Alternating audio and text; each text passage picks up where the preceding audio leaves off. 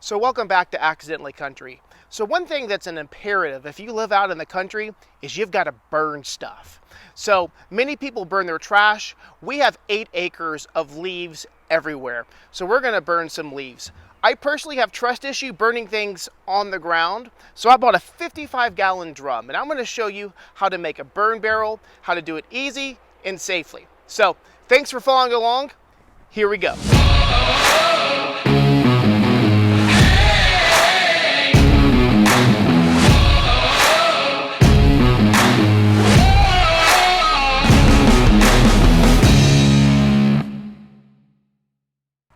So before we get started with a burn barrel, there's a few things you should know.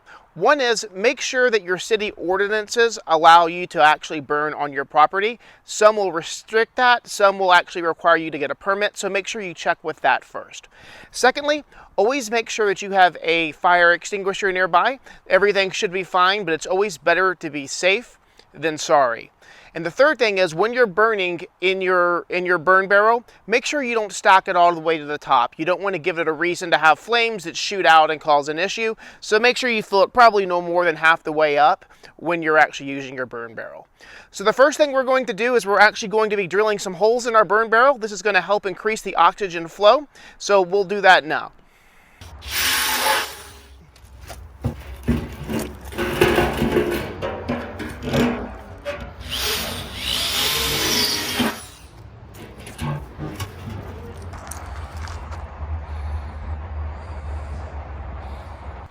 So I drilled about 16 holes into the side of the barrel, and then I did 5 on the bottom. So there's no rhyme or reason, just make sure they're spread apart. This is going to allow for a tremendous amount of airflow to come through and help the leaves burn faster and more efficient. So we'll go ahead and put it on top of our cinder blocks. So the last thing you want to do before starting your fire is to make sure you've got a covering for your barrel. Some people use just like some screen mesh. Others will use a grill grate like this. Unfortunately, my grill grate is too small, so we're going to actually use a screen mesh instead. What you want to make sure you do is you avoid any fire spreading outside of your barrel and onto the ground. So I've just got some random screen mesh lying around that I will use to cover my barrel.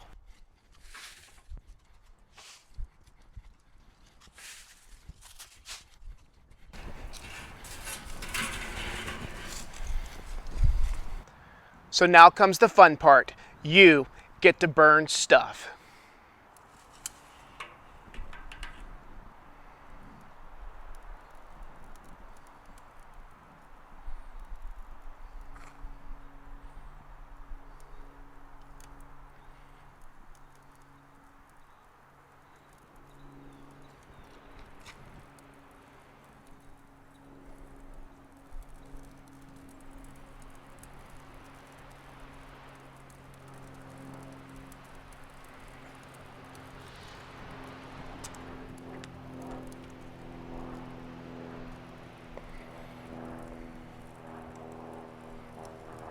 So there you go, 10 minutes later, and this is what the inside of the burn barrel looks like.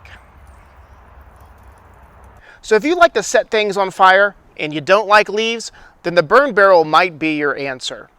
And while this is a much safer alternative than to setting things on fire on the ground, still use common sense. Don't put it too close to your house. If it's a windy day, maybe put it off to another day just to be safe.